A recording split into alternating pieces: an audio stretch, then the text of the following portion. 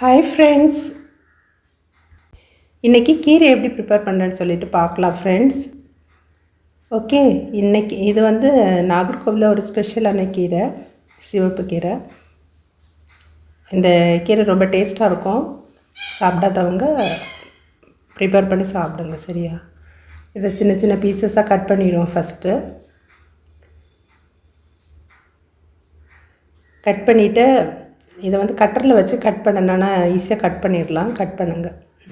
பண்ணிவிட்டு அப்புறமா பேனில் தேங்காய் எண்ணெய் விடுங்க. தேங்காய் எண்ணெய் விட்டால் ரொம்ப நல்லாயிருக்கும். தேங்காய் எண்ணெய், கடுகு, கருவேப்பிலை போட்டு தாளிச்சிக்கோங்க. அப்புறமேட்டு ரெட் சில்லி போட்டுக்கோங்க. அப்புறமா ஒரு பல்லாரி நான் கட் பண்ணி வச்சுருக்கிறேன். அந்த ஒரு பல்லாரியும் நான் என்ன பண்ணினேன்னா அதில் போட்டேன். ஃபஸ்ட்டு போட்டுக்கோங்க. ஒரு பல்லாரி போட்டுட்டு தேவைக்கு சால்ட்டு போட்டுக்கோங்க. அப்புறமா நம்ம கட் பண்ணி வச்சுருக்கிற கீரையை அதில் போட்டுக்கோங்க, சரியா? தேவைக்கு கொஞ்சம் வாட்டர் விட்டுக்கோங்க.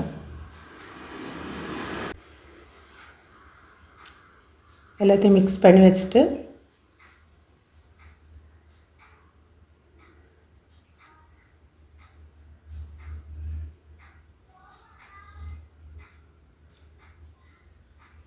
அதை மூடி வச்சுக்கோங்க, சரியா?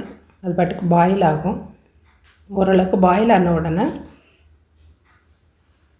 கீரைனால நமக்கு தேங்காய் முக்கியம். அது எல்லாருக்கும் தெரியும், அப்படி தானே? ஆல்ரெடி நான் தேங்காய் திருவி வச்சுருந்தேன். அந்த திருவி வச்சுருக்கிற தேங்காயை இதில் போட்டுக்கோங்க.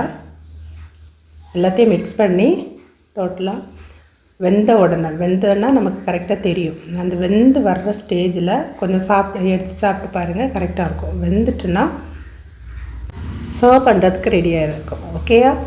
ஓகே, நாகர்கோவில் மணக்க கீரை ரெடி.